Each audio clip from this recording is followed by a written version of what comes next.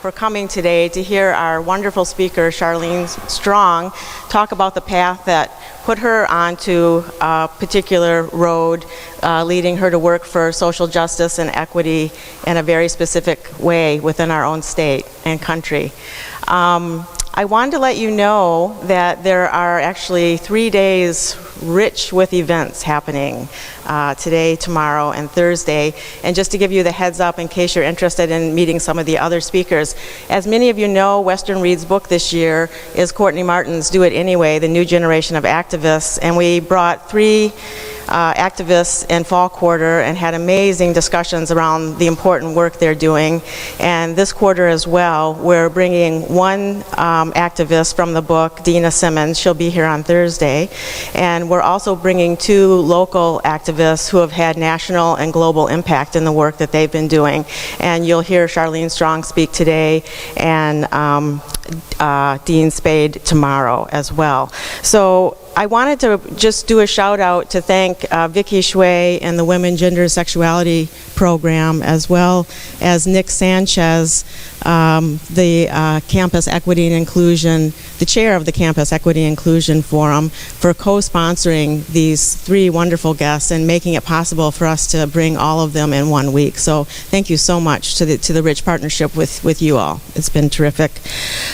So I won't introduce Charlene because Nick is going to do that in just a moment, but I wanted to give you the times and rooms for Dean and for Dina in the next 2 days in case you want to jot them down. I also brought a copy of the poster if you want to take a cell phone photo so you have all that information. Feel free to do that after the talk is over. So tomorrow we'll have Dean Spade for a couple of events. At 4 o'clock he will be speaking in Miller Hall 138, and the topic of his talk will be his new book called Normal Life, Administrative Violence, Critical Trans Politics, and the Limits of Law. As many of you know, Dean Spade is faculty of law at Seattle University, and he founded the Sylvia Rivera Law Project, which helps support and provide legal services to marginalized trans and gender nonconforming people. It'll be so amazing to hear him talk about his work. On Thursday, Dina Simmons will be here. She has an interesting story as well. She grew up in the Bronx, received an education at Middlebury College and chose to return to the Bronx to teach in her old neighborhood, and received all these accolades for the kind of teaching she was doing with these kids, where she had an incredibly high percentage of them completing a college education by the end of their school careers. She went on to be enrolled in Columbia School of Education and is now working for Yale's Center for Emotional Intelligence. And Dina will be talking, her talk is titled Reflections on Race and Education in the Time of Racial Unrest. So we have these diverse speakers, all of them from their writings seeing themselves pretty much as ordinary folks who have been put on these extraordinary paths through life circumstances, will, self-determination, and a host of other characteristics, right? But what we're hoping that this achieves this week is that you get to hear personal stories that you can connect with, that you hear about how obstacles were overcome, that you hear about what it's like to work with diverse groups of people and with systems and organizations that can seem intractable at times, and most importantly of all, how you manage to maintain your hope through all of it.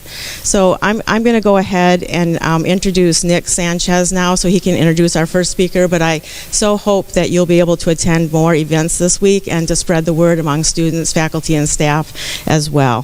So let me call up Nick, who is the Employment Inclusion Manager, and as I mentioned earlier, the chair of the Campus Equity and Inclusion Forum. Thank you so much.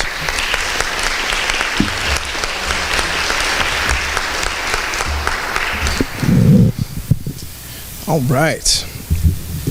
So raise of hands or claps. Let me know who was here in October for the Campus Equity Inclusion launch event where we saw Michael Benitez Jr. speak. You can clap with your hands. Okay. Thank you all for coming back.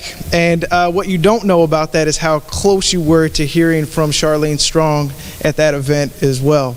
I had multiple calls out and love Michael to death, believe me. he called back first, and he got that gig. But I've been wanting to bring Charlene onto this campus since our first event, so we're really excited to have her. So I was particularly excited when Dawn and Vicky came to me and asked, are you interested in co-sponsoring an event for Western Reads? And I was quickly reminded that the theme was "Do It Anyway." This young activist, what do we do when the odds seem insurmountable and we're facing these systems that are so complex? We do it anyway. I love the theme of the book, and again, Charlene's name is the first one that popped in my mind. And I remember I said, I can tell you what I want to do. I want to bring Charlene in, and Vicky said, well, do you think you can get her? I said, I'm going to go call her agent right now, and we are very happy to have her. So let me tell you a little bit about Charlene. Charlene Strong is a nationally respected advocate for social justice and civil rights. She was the subject for the award-winning documentary film, For My Wife, which tells the story you will hear from Charlene today. You will also hear about the passionate work she has been part of in Olympia to enact laws that will ensure that others will not have to endure the pain she has experienced at the hand of inequality, inequity, and hate. I've recently read that Charlene does not necessarily like to be labeled as an advocate, as an activist, but she prefers advocate, pot stirrer, and muckraker, if those fit any better. No matter the title, one thing is certain: Charlene Strong fits this year's Western Reads theme. When you are faced with a tough challenge, one that may look insurmountable, when you know what is right for your cause that lives in your heart, you need to do it anyway. If they tell you it can't be done, do it anyway. Please help me welcome Charlene Strong.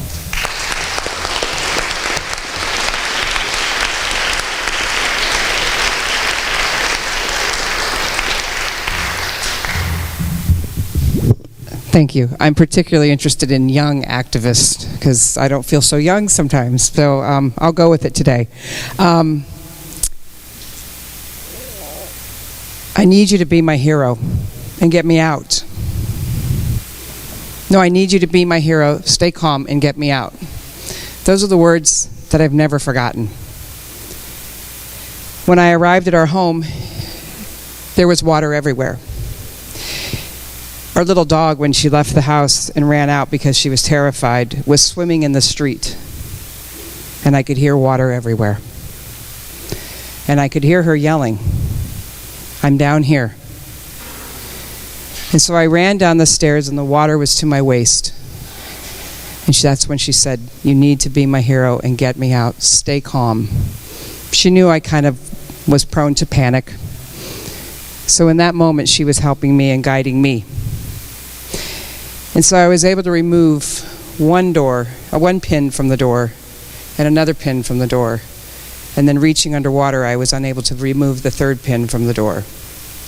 And the door was stuck.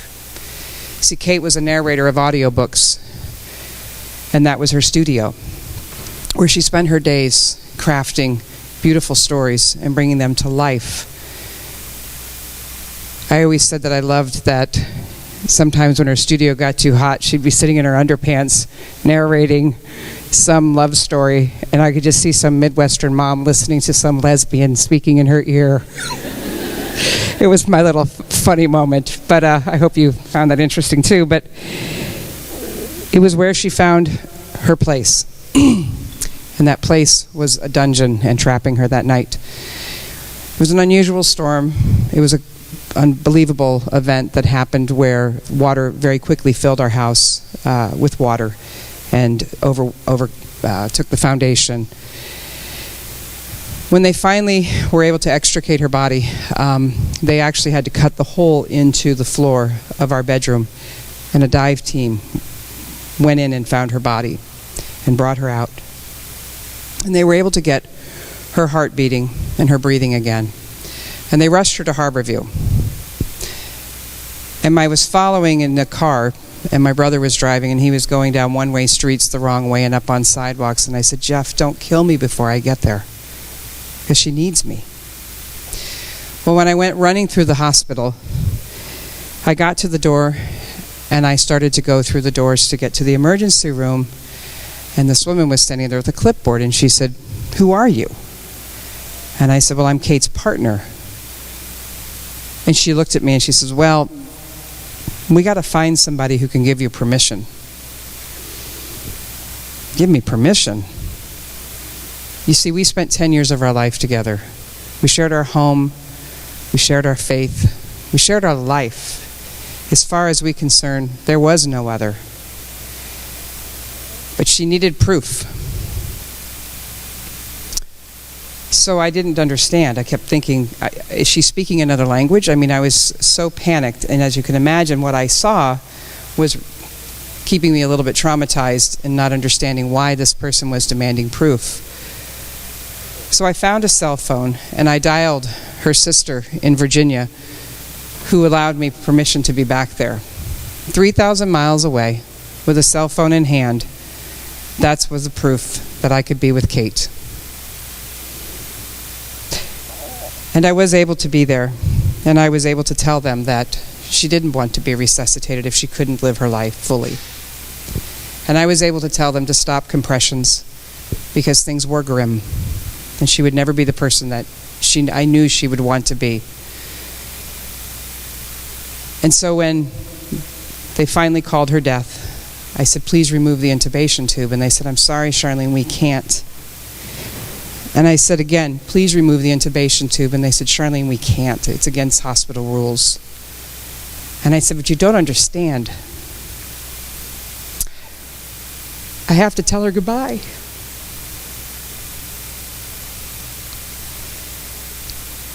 So when we got to the funeral home, I sat down with Kate's mother and my mother on the other side of me, and I told them that she wanted to be cremated and that she wanted half of her ashes to be buried by her father and for me to have half of her ashes. And the funeral director looked at me and says, you can't make those decisions. You have no rights. And I stood up, and a litany of expletives wanted to escape my mouth, but my mother-in-law was a lady. And out of deference for her, I left the room. And anybody who knows me and knows my relationship with my mother knows that it's not a good one. But she came out and she said, you have to go back in there for the sake of Kate. And I said, Mom, not again. I said, this is the second time I'm being told that I'm no one to this person I adored. So I went back in there, and there was a woman who allowed me to put my name next to Kate's mom's name. And I was angry. In fact, my legs never stopped moving, and they took me to see a doctor, and they couldn't figure out. It was as if I was trying to run from this experience. But my legs never stopped moving for probably a week, uncontrollably. I felt like a caged lion. I could not figure out what had happened, why it had happened. And so a dear friend of mine, Joe McDermott, who now is a senator for the state of Washington, asked me if I would testify that there were some laws that were being considered that would allow same-sex couples just some of the rights that married couples are afforded when they get married. I think it was 15. But it had everything to do with what I experienced that night. I would have been able to be in that hospital room. I would have been able to talk to the doctors. I would have been able to make the financial arrangements for her funeral. It seemed I had fiduciary responsibility to her life. I had no ability to make any of the important decisions for her. It's funny how money works. So I testified a month after her passing. And you could have heard a pin drop in that room. And people asked me, well, why did you do this? And I said, you know, it wasn't, I'm moving over here because that light is in my eyes, so forgive me. I said it was for one of the most selfish reasons in the world. It wasn't for anyone in that room but Kate. You see, I wanted everyone in that room to feel the anger and the pain that I endured. It wasn't for anyone else. And I realized, how effective am I? How is that anger going to serve anyone? And it was a moment. It was a moment of clarity that I realized that anger will kill you. And that anger will make you ineffective in your work for justice. There's a time and a place. And that day, maybe it was the right anger. But I wanted everyone in that room to hurt as badly as I did. And I'm not sure at that time I was mature enough to understand. But today I realize that I'm not that person anymore. I'd like to think that I've grown and that I've learned what it means to suffer. And I've heard many nice, kind-hearted people say to me, well, I wouldn't have done that to you. I'm a social worker. Well, this is where I've grown. We had no rights. Washington State at the time legally had no protections for same-sex couples. So the law was not on my side. So the thought that I should sue the hospital or I should sue the funeral home or all of those things, the laws needed to be changed. And that's what we're here about. And that's why I'm here today, is to talk about how life experiences can make people activate and then they grow. Or they curl up and become a heap, which I did in the quiet of my own house. I had many moments where I was a pile on the floor. Because I heard the 911 tapes. They were accidentally sent to me. And her final words were, "I love you, Charlene. Tell Charlene I love her." And that's all I needed to know. It's all I needed to hear. And it wasn't until 6 months after she passed that I heard those tapes. And I thought she was mad at me because I couldn't save her. The documentary film that was made was called For My Wife, the making of it, What Makes an Activist. And I've always been a little uncomfortable by the word activist, and I mean that with no disrespect. For me personally, I operate from a place of love. I operate from a place of deep passion. And I operate from a place right here, and not so much right here. Because I find when I get in my head, I lose this. And I'm sure you've heard this before. But it's 10 years. It'll be 10 years this December. And in 10 years, I'm not the same person. I'm also a deeply motivated person that we have much to do. Referendum 71 was the battle we first had to fight in Washington State. They tried to take away the rights that we had worked so hard for, that I had testified for. Because somehow we should not have equality. And then we were able to pass more laws. And we had 400 rights, which basically was the equivalent of states' rights when you were legally married in the state of Washington, not the United States. And then they said, well, that looks just too much like marriage. So they went after that. And they didn't win. And our state did what no other state did in this nation when a referendum was put before them to take away someone's rights. We stood up and we said, no, thank you. We stand for justice. We stand for equality. And I'm all right with that. And when I stood by Governor Gregoire when she signed that bill into law, I could barely breathe, because I had never met someone who worked so tirelessly for equality and signed that into law. And it was such a magical moment. It was actually signed where the Civil Rights bill was passed in Washington State. And I thought, how fitting. There's a lot of pain around equality work. It's very frustrating, to be honest with you. Hearing the words that come from people's mouths behind a keyboard can break you. I call them keyboard cowards, and they ride off into the sunset with just a trail of diatribe and disrespect. And I've learned never to read what is said right now. I mean, right now, currently, as a commissioner of civil rights, and I'm not speaking as a commissioner of civil rights, but I'm telling you the other hat I wear in my life, we've received over 3,500 hate emails on the commission website because of the rulemaking surrounding sexual orientation as a protected class. 3,500 hate emails. I've had my life threatened. I've been told I should be killed, raped, you name it. Why? Because I loved a woman? Because I stood up for injustice? And I've often said to people, what would you do if someone said, I'm sorry, but you're not enough? I don't care that you spent your life with this person for 10 years. If I could have had the rights, sign me up. I would have been the first in line.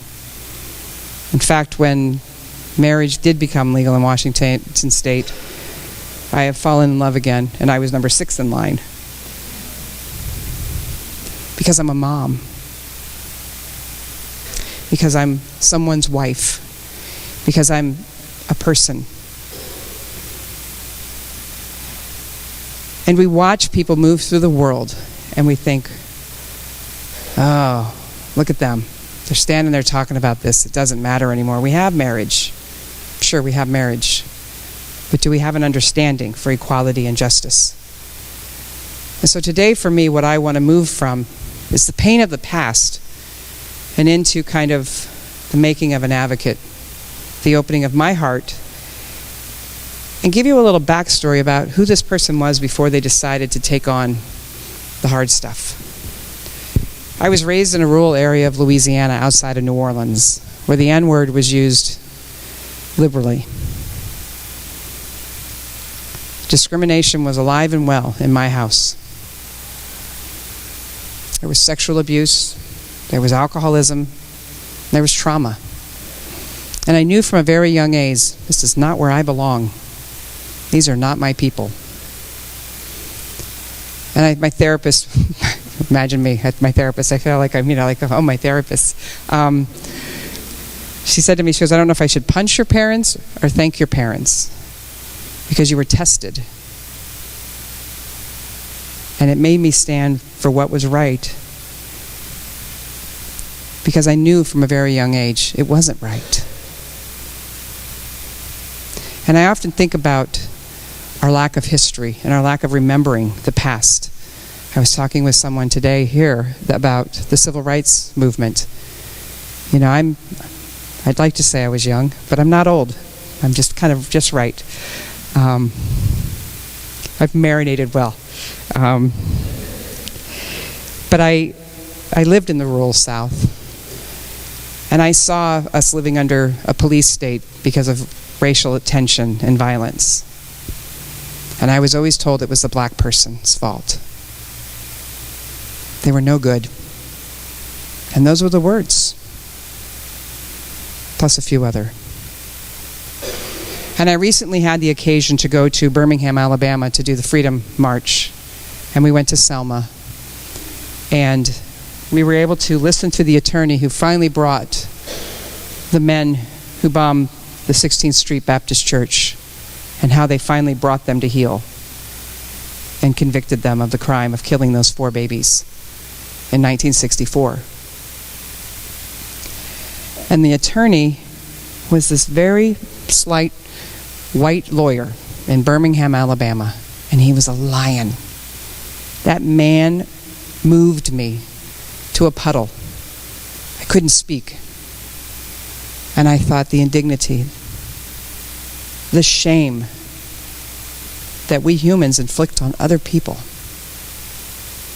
And it built in me a passion that I'll never, ever be able to lose. And as I now work as a commissioner of civil rights for the state of Washington, and I'll explain what that is because most people go, what? Washington State has a rich history of believing in civil rights. It's on the forefront of our nation in what we do to protect you. We protect you against discrimination in your faith, discrimination in creed, color, sexual orientation, employment, housing. And we work tirelessly to make sure that everyone has a voice and that everyone is fairly and equitably looked upon. And currently, and I'm not speaking as a commissioner, I'm speaking as someone, because I have to be very careful. I'm appointed by the governor. I serve at the pleasure of the governor. I always like saying that. But, my work as a commissioner is very fulfilling, but it also is very frustrating because I have basically a gag order whenever I talk. So I'm talking to you as a private citizen, and I'll reiterate that numerous times because I have to be very careful and respectful of the work of the commission. Anytime I speak to other fellow commissioners, the Attorney General's office has someone in the room with us. Everything we do in this state that works with civil rights, and I'm telling you this because it's a little bit of a history lesson and understanding about how we operate. And it's been a lesson for me. But everything is in the light of day. Every meeting, every discussion is recorded. Every decision that is made is done in the light of day. And so in 2006, right before Kate was killed, sexual orientation as a protected class was passed in Washington State as part of the Washington State law against discrimination. When I hear sexual orientation, I think of everyone. Every single person in this room. The way in which you look out into the world, the way in which you identify, the way in which you are perceived, the way in which you want to be perceived, is protected under our state's laws. It isn't one person over another. It's every one of us. And I'm deeply proud of that, not only as a private citizen, but as a commissioner.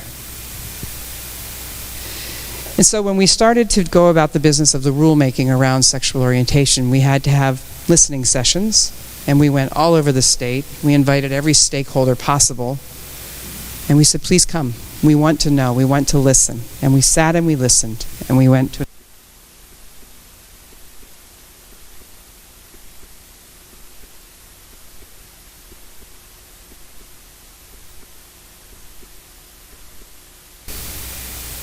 Well, now it's a big hullabaloo because it went through. And people are mad because they think it's about transgender rights only. And it's a very skewed version, mostly based on fear. We've seen another moment in our work for non-discrimination in the state where a woman in Eastern Washington chose not to do flowers for a wedding. We've heard it numerous times in this country. I'm not going to make your wedding cake. It's against my religion. I'm not going to do this. It's against my religion. And our Attorney General wrote a letter and said, yeah, you are. Because, see, you have a brick and mortar building. And so you can stop what you're doing and make the flowers for these people, or you can be in trouble.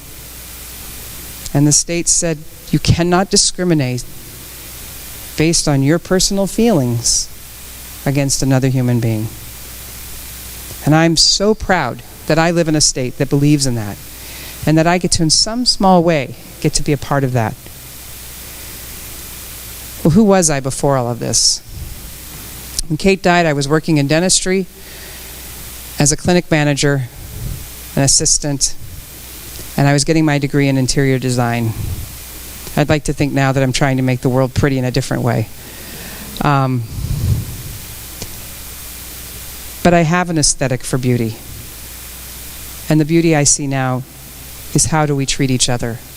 How do we move through the world and affect the world in a way that brings beauty and brings light and brings understanding? The work that you do when you become an advocate for social justice, or for anything, isn't pretty, and it isn't easy. It's likely the hardest thing you'll ever choose to do. But the easiest thing that you do when you choose to activate your heart is to stand up and say, enough. This is not right. And I know that this will happen to someone else, and it has. And so I'm taking a stand now, so that someone else that I'll never know doesn't feel that pain and that suffering and that loss of dignity. When I was trying to come to terms with my own sexuality, I'm gay, I decided to volunteer my time with the PET Project. The PET Project helped people who were financially disabled by HIV/AIDS. And they were being told in the early history of AIDS that they had to get rid of their pets because of potential of zoonotic transmission, say that 3 times, of diseases from animals to humans. They didn't know enough. And we said, wait a minute. They're their friends. They're likely the only other contact they're having with someone. Because when AIDS became the monster and destroyed so many lives, the community turned away. It was too much. It was too painful. Another person gone. And the fear became great. And so a bunch of us women and men got together and said, something's got to work, because these animals are their lifeline. They're the person they talk to. They lay with them when they're sick, and they're with them when they die. And so that was my step into caring. And it wasn't pretty. And I remember sitting in the room with one of my dearest friends who was one of my volunteers, and he was dying of AIDS, and I often said he was sicker than most of the people he was caring for. And he was sat up in bed, and I had to stay with him one night at the hospital because his partner of many years had to go to a funeral of someone that was dying that they knew. And he sprang up in bed, and he said, they want to put me in Bailey Boucher. That's where people go to die. And I said to him, Buzz, you're dying. I didn't want to tell him that. But that's what we do when we give of our heart. We speak a truth. And he said, but I don't know what to do when I die. And I said, you'll know. And we'll all be here with you. And we'll all be holding you. And Buzz died. And his family took everything from his partner. They left him penniless, and they took everything from the house because it was Buzz, and it belonged to them. And the guy had no rights. And that was a moment when I realized we have no rights. We may have marriage now in all 50 states. And marriage is a beginning. It's kind of, I say, it's the regrading. It's a step towards the right direction. But as long as we're beating people and killing people and discriminating against people and terrorizing kids in schools for being different, we're not there. We're far from it. And so now our community, the LGBT community, is talking more about transgender rights, transgender issues. Violence against transgender people is phenomenal. Not in a good way. And so with the laws around sexual orientation as a protected class, I learned that it's not an easy process. It's not easy to understand what it must be like for you to finally come to terms with who you are, how you feel, how you want to move through the world, how you would like the world to see you. And the fear starts. And it's the same tired fears. They're going to do this. They're going to cause this. They're going to hurt us. They're perverts. They're freaks. All of this was the same argument. A legislator from Anacortes stood and said, we tried to pass laws against pedophilia and against necrophilia. She goes, that's sex with the dead. I'm like, seriously? You had to define? And that's the equation. That's the connection. For me, holding my spouse, and telling her it wasn't enough, that I wanted 10, 20, 30 more years. But for those who don't have to worry about what it must be like to be me or you, say the most horrific things. And that's what this is about. Compassion, empathy, grace, your heart. I'm a big fan of Brene Brown. Oprah turned me on a door. I love me some Oprah. And Brene Brown said that she loves the word courage, and I want to read what she had to say about it. And I rarely, if ever, read, but I don't want to mess it up because it's profound. And it has been kind of my thought about what we can do when we activate our heart. Courage is a heart word. The root of the word courage is cur, the Latin word for heart. In one of the earliest forms, the word courage meant to speak one's mind by telling all one's heart. Over time, the definition has changed, and today we typically associate courage with heroic and brave deeds. But in my opinion, this definition fails to recognize the inner strength and level of commitment required for us to actually speak honestly and openly about who we are and about our experiences, good and bad. Speaking from our heart is what I think of as ordinary courage. She wrote that about me. No. But when I heard her say that, I was slayed. I said, that's what I've been trying to say. And that's what I'm trying to say over and over and over to anyone that will listen. When you speak from your heart, and you speak with conviction, and you speak with truth, and you speak with empathy, who's going to argue with that? And that day when I sat and I looked at those men and women sitting there, wanting to listen to what I had to say about a little law and a little passage of a law, but they didn't know how big it was in my life. It would have held my dignity intact that night had I been able to walk up and say, she's mine, I'm hers. Let me in. She's mine, I'm hers. We count.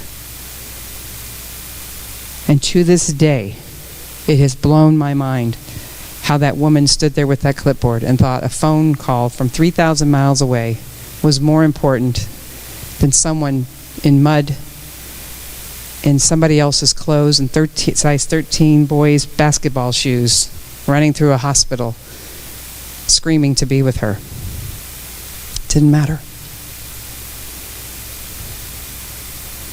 Each of us comes with a story. Each of us comes with great pain and great joy.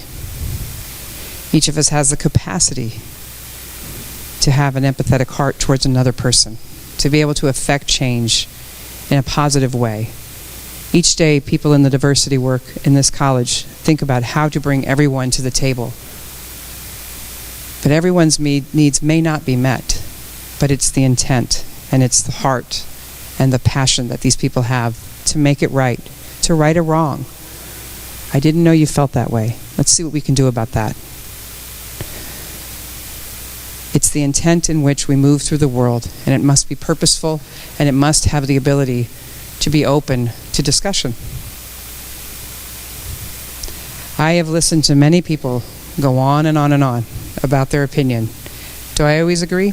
No. Do I respect them? Absolutely. Do I try to be mindful of their perspective? Because reality and perspective are two things that sometimes are very far apart, right? And so hopefully with the work that we do in our daily life and with courage, we can bring those two to talk a little bit more eloquently to each other. And so, what do you leave with today? What do you leave and want to try to do that affects change? May you never have a tragedy that affects you the way it affected me. May you never have that moment in your life. But if you do, just know that you have the power to say enough. And I can do this, and I can stand up, and I can advocate, and I can be a voice of justice in my darkest moment, in my greatest pain. Kate was a wonderful audiobook narrator. She recorded over 200 audiobooks at the time of her death. Many, many awards and accolades for her beautiful, buttery voice. I miss that beautiful, buttery voice every day. But I don't forget the words that she taught me. She schooled me well. And one of the things I learned after she died was that she would always have a mantra when she went on stage. And she would say to herself, be a light, be a flame, be a beacon. And so my gift to you and my desire for you is that I would like for you to become a light and a flame and a beacon for justice, compassion, dignity, and grace. Thank you.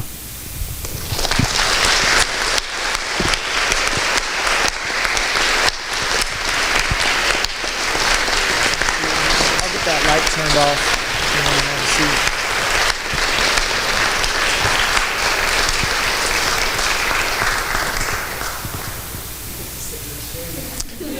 Have a seat. Audio visual folks, can we turn this light off so Charlene may not have that shining in her eyes during the Q&A? Audio visual folks, can you leave the light on because Charlene's going to sit in the seat now. She's doing just fine.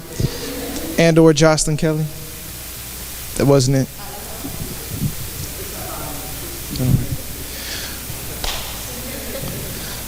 So we're about to open up into the Q&A portion of this. So very quickly, raise of hands. Who hates speaking into a microphone? Just me? Whatever. Everybody's getting up and talking to the microphone and asking Charlene a question. If you do not, make sure that the rest of the room can hear you. If it's real quiet, I may repeat it for you. But there's a microphone here in the middle that is meant for you. And if you're okay, I'm going to lead off with the first question. It's something we were talking about earlier, actually, because something that comes up quite often in terms of diversity and equity here on campus is this idea that we are not here to teach you. That's something that we hear from folks. I'm not here to teach you more about me. And to a certain extent, I can agree with the spirit of that statement.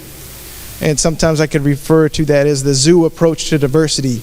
You come ask me questions, learn about me. I'm not here to educate you. At the same time, someone who could share their very powerful and human story can touch so many folks. So my question for you is, how did you personally find the balance between being exoticized and using your story as a vehicle to impact change for all folks, to include the LGBT community and majority culture folks, whoever we might be thinking of? So that will be your first question.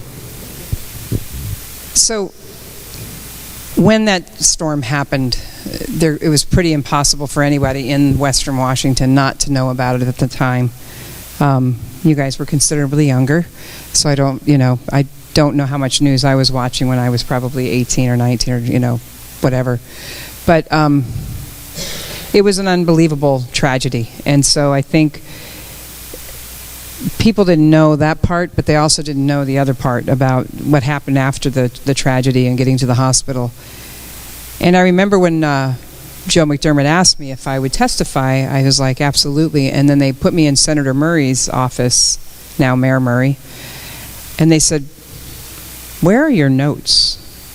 And I was like, I don't need notes, this is my life. And it occurred to me at that time as like, I've never used notes. That's like the first time I think I've ever read anything, but I didn't want to mess up Brene Brown's words. But I think it's indicative of what happens when your heart is broken and you're kind of crumbling on the ground. You're much more clear about your intent, and you're raw. And I think that rawness was highly effective. But I think there was like I said, a measure of anger that motivated me. It wasn't compassion, dignity, and grace as I speak about now. And so I think it was truly, for me, it was a matter of being so raw and open and so frustrated that I had to go through that at the worst moment of my life, that I thought, oh, you're going to listen. And it wasn't until I realized that maybe there's something here. Maybe there's an ability to speak to people and incite in them an ability to see that you telling me about what you're going through when we're working together is one of the most powerful things that I can learn, because I can't help you if you can't tell me. It's like being in a marriage. If you're not telling your partner you're having problems with something that they're doing, and all of a sudden you go, I'm done, I can't take this anymore, how effective have you been? And so I often say being a parent is the hardest thing I've ever done, and it truly is the hardest thing I've ever done. I have a 4-year-old and a 2-year-old now, Etta and Anders. And I think about how I have to be so vulnerable to them, but so strict at the same time. But they're raw. They come to you with everything. And maybe that's what we need to think about, is how we come about it. Quit tweeting, texting, Facebooking. That's just the highlight reel. You know, I can't stand any of that stuff. I have a Facebook page because I have to, right? And people say, oh, did you see my picture on Facebook? And I went, I can't see anything you do. Thank Jesus. I don't care. I don't want to know. Because I don't want people, I don't feel like I need to voyeuristically look into someone else's world. I need this. I need communion with you. I need to be able to talk to you. What makes you tick? Who are you? I think if we get back to that, life will be a much prettier place. And I think we'll get more done.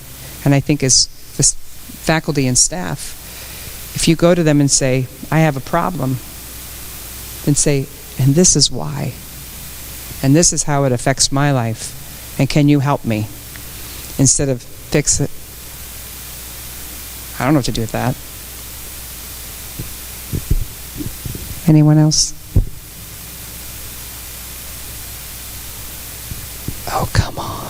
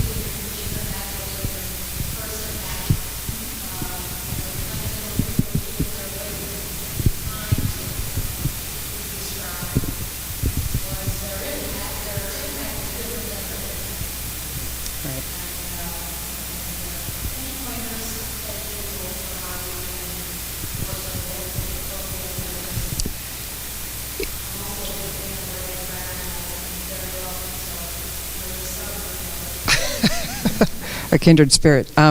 You know, I guess I sometimes, maybe I take advantage of thinking that everyone has the intent to do good, right? Clearly in the political arena that we're seeing right now, we very possibly could be in a very interesting situation in our country with somebody who has no business being president. It's impossible. But, you know, everybody wants to be heard. One wants to feel like that the work that they are doing is impactful. And I guess I make some assumptions about intent. I make some assumptions that people will move with a positive move towards affecting a positive change, a goodness. And do I think people are automatically malicious in what they're trying to do? No. Do I think people are misguided? Yeah. I mean, the people who put the referendums on the ballot were really angry that somehow gay and lesbian people were going to have the same rights as them. And that was against their religion. And it brushed up against them. And they thought that their intent to take those rights away was correct. Well, I was trying to figure out, what is that based on? Because biblical principles tend to get skewed. They tend to be misinterpreted, as we know. And so for me, it's like it's never been about God, because I believe very strongly in God. In fact, I went back to my faith when I came out because I felt that I was being more of who God meant for me to be. Not to get all religious on you. But I had a great faith growing up. I had a great relationship with God. It was actually a Catholic priest that was probably my biggest mentor in my life. He saved me from chaos. And I think in knowing how to be sensitive to someone else's beliefs, as misguided as they are, one of the times I was asked to speak at a debate, and I hate debate, but I was in debate in high school, but it was safe, right? I was talking about cogeneration and mass transit and conservation back in but it was easy. Debate was easy. It was like, you couldn't get in trouble. But when you debate someone about your beliefs and their beliefs, it's tricky. And so it was the Knights of Columbus against Charlene Strong. And the Knights of Columbus are kind of a fraternal order of the Catholic Church. I don't know quite what they do, but... and so we're sitting there up front, and this guy has a Bible in his lap, and he starts saying the Hail Mary. Hail Mary, full of grace, the Lord is with thee. And he's mouthing it. And I looked at him, and I started mouthing it with him. And he was ticked. He was like, oh. And I thought, but that's my faith too. How could three people on a stage be so far apart about their faith? The same faith, the same church, the same belief about their Catholicism. Maybe. And it all came around to me that I didn't have to disrespect who they were. I had to prove to them that it was okay, that they were safe in that. And every single person in the room, I felt this sea change when they said something really ugly about something around it. And I looked at them and I said, I find that very offensive.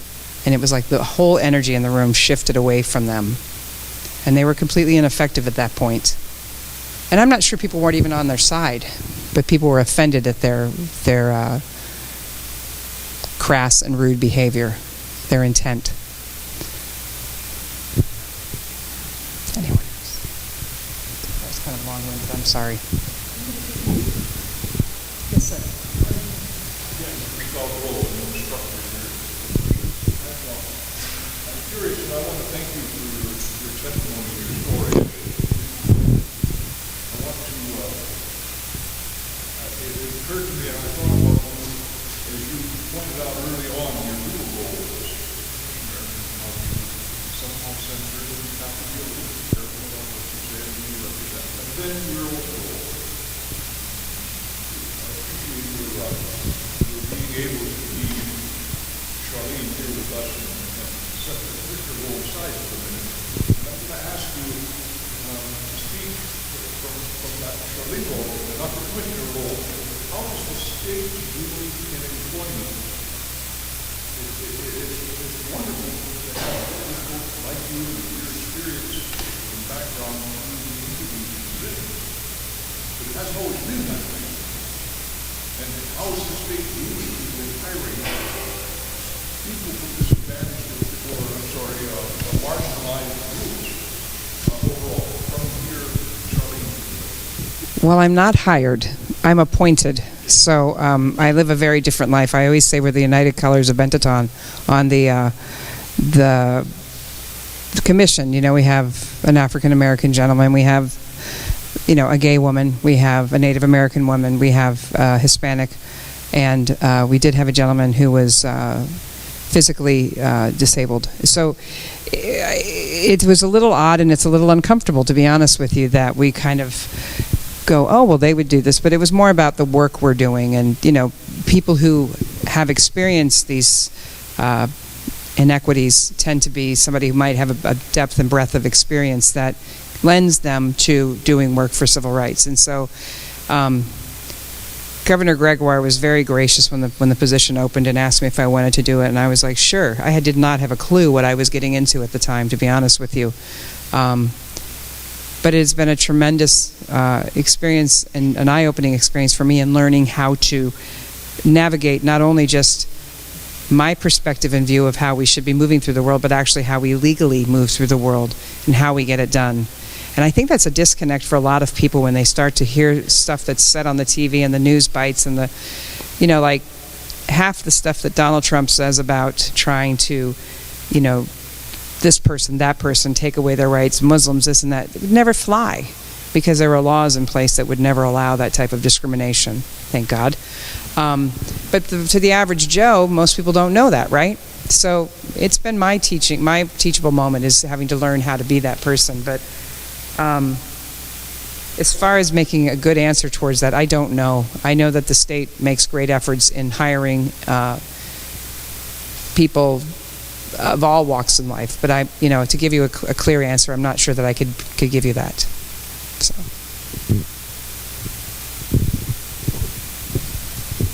Oh, yeah. Did you just have lunch? Is it nap time?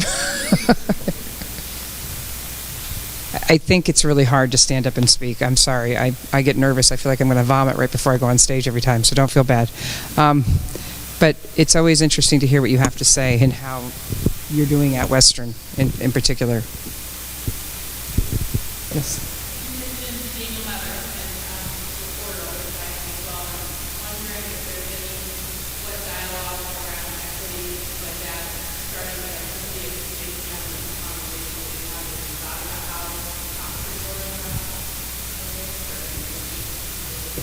So I was asked to speak she asked me how I was going to speak to my children about diversity and equity and equality and stuff. And I got asked by the governor's office to be a part of the 50th anniversary of the signing of the Civil Rights Bill. And it was really, really kind of cool because I stood in the rotunda of the Capitol, which has the worst, I think even worse than here, acoustics. It's like an echo chamber. I'm joking, but it is pretty bad. And I was standing there, and I thought, here is this white lesbian mom speaking about justice, and I thought, boy, have we come a long way. 50 years, in fact, because just 20 years ago, 10 years ago, wouldn't have happened. I didn't come out till I was 33. I'm 34 now. And no, I didn't come out because I was afraid. I was a coward. I was one of the most homophobic people you would ever have met at one point in my life. Because what I was hearing all around me was faggot. Gay people, they're gross, they're this, they're that. And then the AIDS epidemic happened, and you better believe it. It was horrific. And it wasn't until I came out that I realized that I was truly being the person that I was meant to be. In fact, I had told you I came back to my faith. So I think about my kids, and when I was trying to explain to Etta about speaking at this 50th anniversary, because I had to drop her off at school, and I was dressed nice, and I was talking to her about, she's like, well, who's that man? And I said, well, that's Martin Luther King. And I explained that he worked very tirelessly for civil rights. And so she was like, civil rights? And I was like, oh, how do you explain to a 3.5-year-old civil rights? And I said, he was a good man, and he spoke his truth, and he tried to do good things, and they killed him. And so every once in a blue moon, Etta will say, why'd they kill that nice man? And it always breaks my heart because I think, what have I done to her, But I've got her thinking, and it's that daily planting of seeds, right? We plant these little seeds. I was telling Nick that she pointed out a very, very, very large person in a restaurant the other day and pointed, look at that, and I said, Etta Jean, we do not point at people, but more importantly, we don't talk about people ugly. And she wasn't talking ugly, she just had never seen someone that looked like this. And I said, you're going to meet people who have one leg, one arm. Maybe they can't see out of their eyes. And I said, and instead of pointing at them, I said, why don't you give them a blessing? Think something good about them. I said, they know that. They don't need to be told. She's like, oh, okay. At that age, you're like, what do I say? But I think it's going to be a daily journey. Her daycare asked if I would come and speak about being a commissioner of civil rights, and I was like, yeah, that's going to go over like a lead balloon, and it did, because when the firemen came in, I was nobody, so it happens. So they had great props. Anyway, anybody else?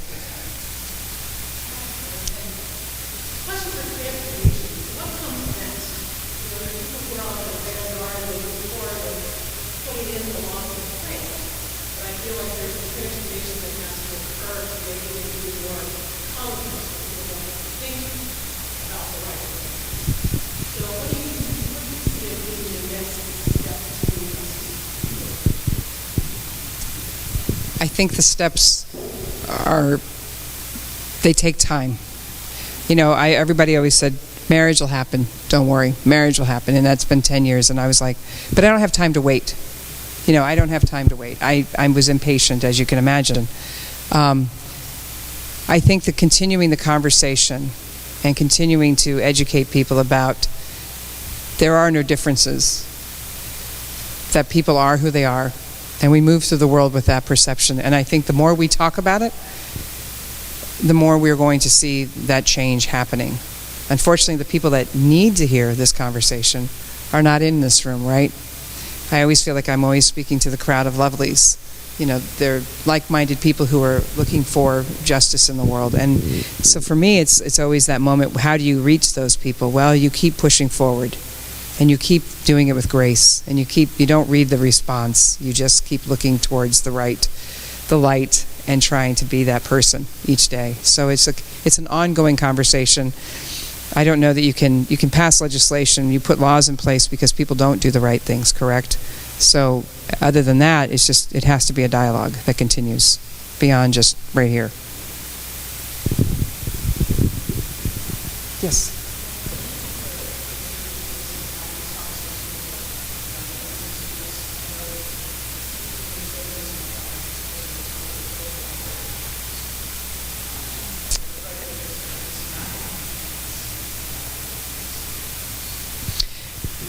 It's a little hard to hear. I'm so sorry.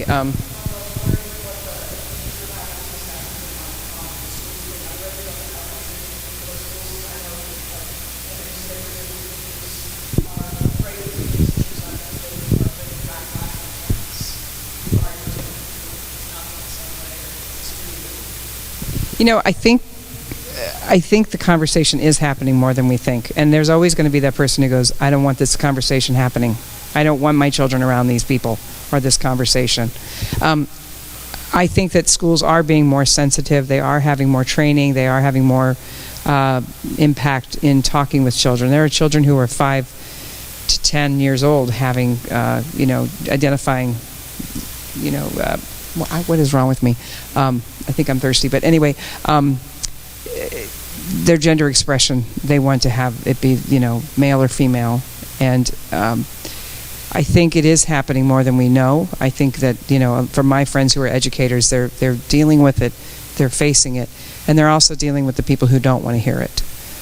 It very much is kind of a demographic kind of discussion, and we see more positive things happening, obviously, in more progressive areas of this country. But I think shying away from it isn't going to help anyone. I think that there's a way in which we can do it, and I think the more we talk about it, the more we quiet the screaming baby, and we move forward and get, effective change happening. But, the laws that we put in place, such as sexual orientation as a protected class, that's a firestorm. There's a hearing in Olympia tomorrow. There's a House bill that is trying to take away the Commission's ability to do rulemaking. P.S., we've been doing it for 50 years in the light of day. But there's also concern that the laws we put in place around sexual orientation will be taken away as well. I'm sure there'll be enough people that'll say no. I don't know which way it will go, because there's a lot of aggravation and anger around it. So you keep pushing, you keep trying, you keep seeing what's the best formula, and you keep talking. So there's always going to be someone that's pissed off, right? And unfortunately, they get a lot of attention because they threat, and they try to sue and things like that. So I just say keep moving forward. So.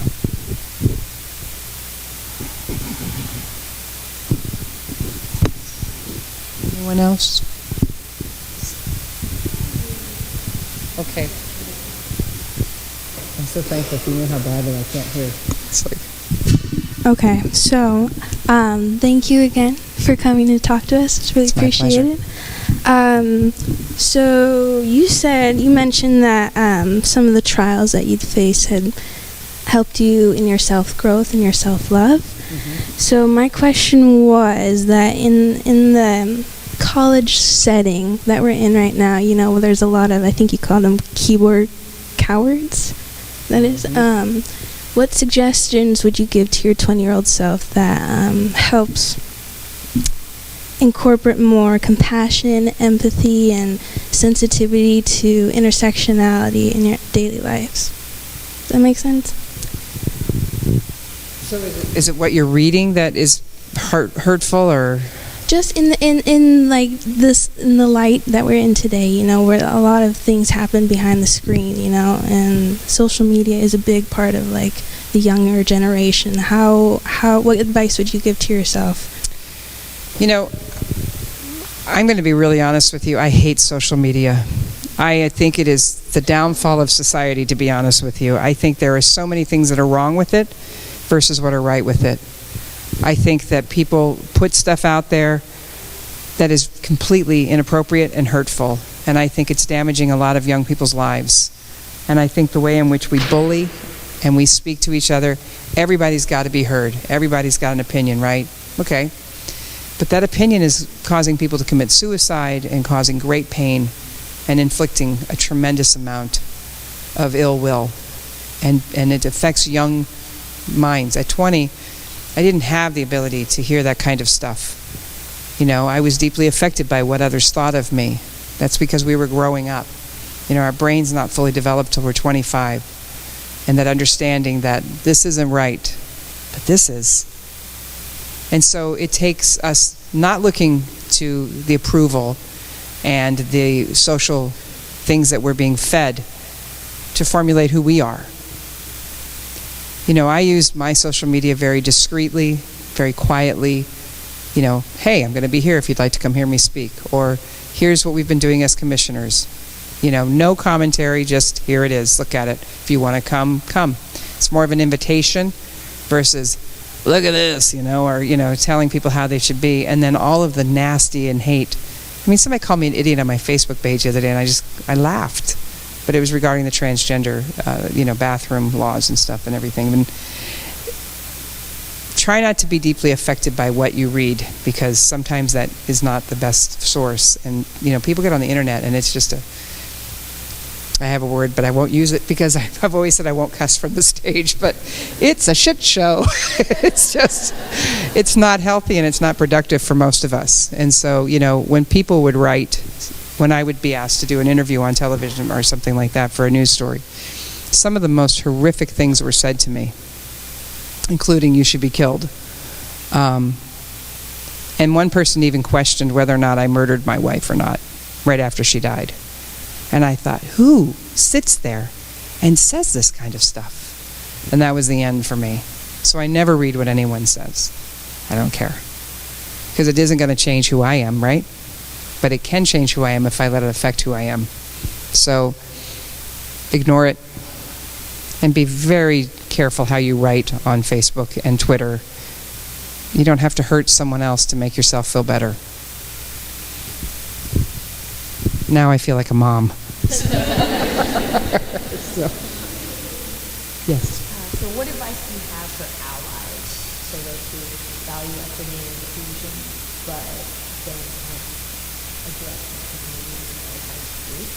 So what do you suggest that we can do on campus? Well, first I say thank you. She said, what do we do? Could you stand up and say that? Because it was a very good question. I would love for people to be able to hear it. So my question was, what advice does she have for allies, so those who value equity and inclusion, and particularly here on this campus, how can we help support the movement without actually taking over that spotlight? And I said thank you. Because without our allies, we wouldn't be where we are.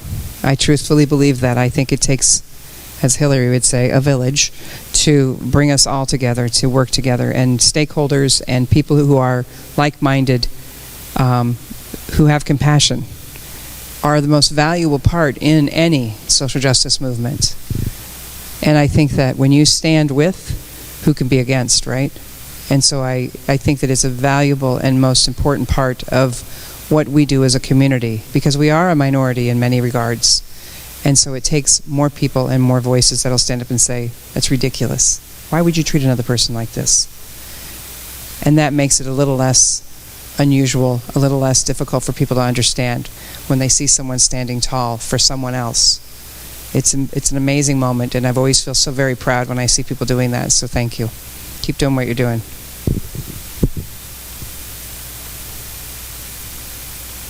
I'm going to sing a song. No. You guys are so quiet. It's okay. Anything else? If not, well, I guess we'll likely wrap this up. And oh, there you go.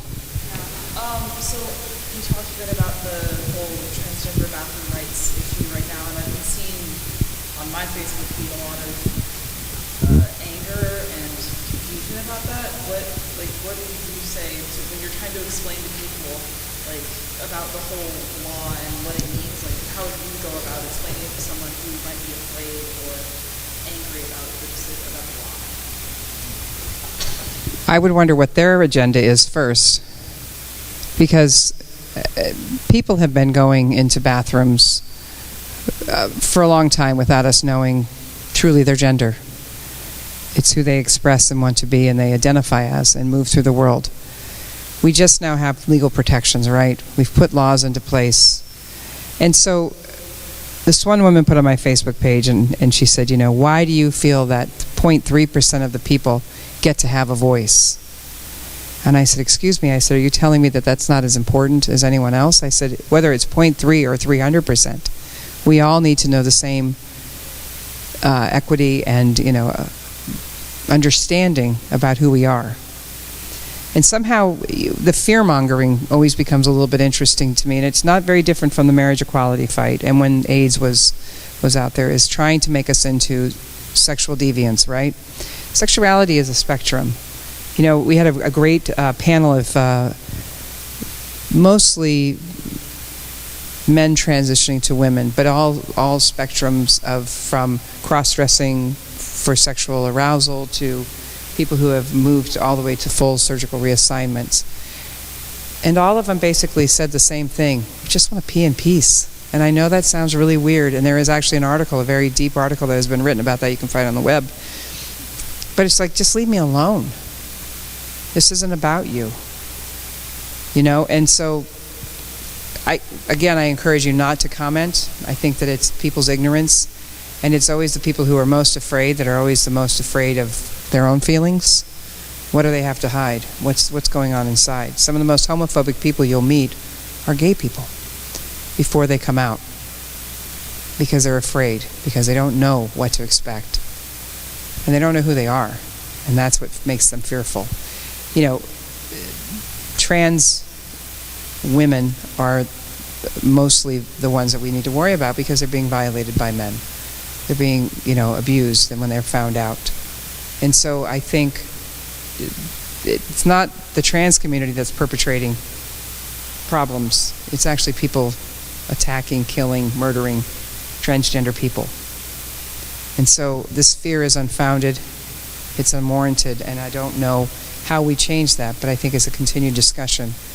And I think when we just put down the other end of the jump rope and say, I'm not picking that up, we're not getting into this, that gives them no voice.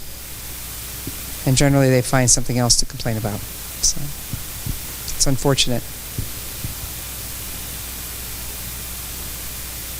Yes? Kind of going off that, when do you know when it's a good time to say something and when it's, not going, or when to speak up and when to, step back, because, sometimes the conversation that's really good to, speak up, think pussies, but other times it just doesn't really go anywhere, so how do you know when to...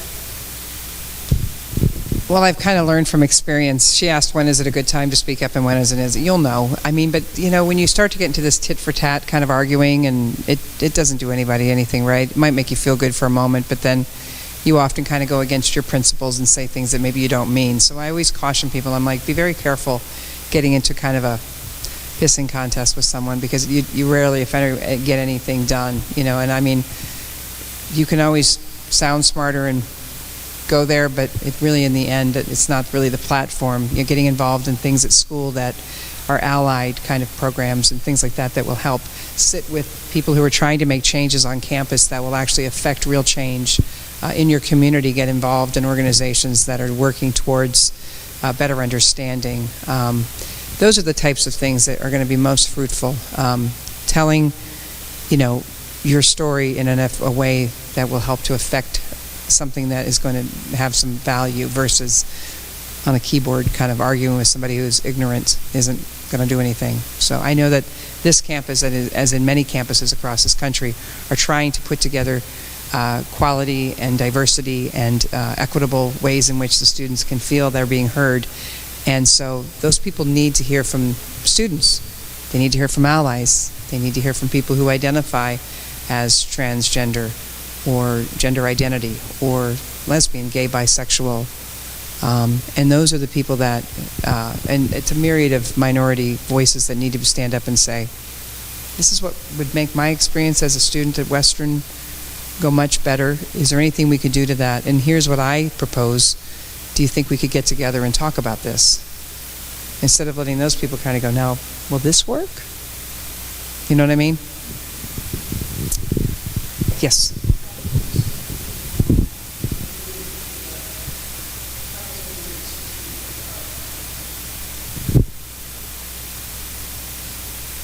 Not a lot. I think there is a lot of hate crimes going on. I have an article, and I can give you a link to it if you want. It's remarkable the amount of people who are in the trans community who are deeply affected by rape, by abuse, by neglect, unemployment, standard of living, drug and alcoholism. There's a lot of things that are affecting people's ability to move through the world freely when they identify as trans. And I think it's unconscionable that we aren't putting more things in place for the trans community to help them with their transitioning lives. So, no, I think we have a long way to go.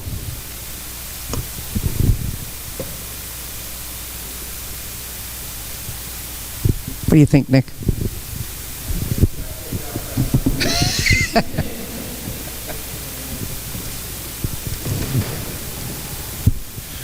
Well, Charlene, on behalf of everyone in the room and tons of students who couldn't get away from class and a lot of faculty and staff who couldn't get away from a desk, I want to thank you for being here, for sharing your story, for entertaining our questions, and again, help me send Charlene off with a big thank you, please.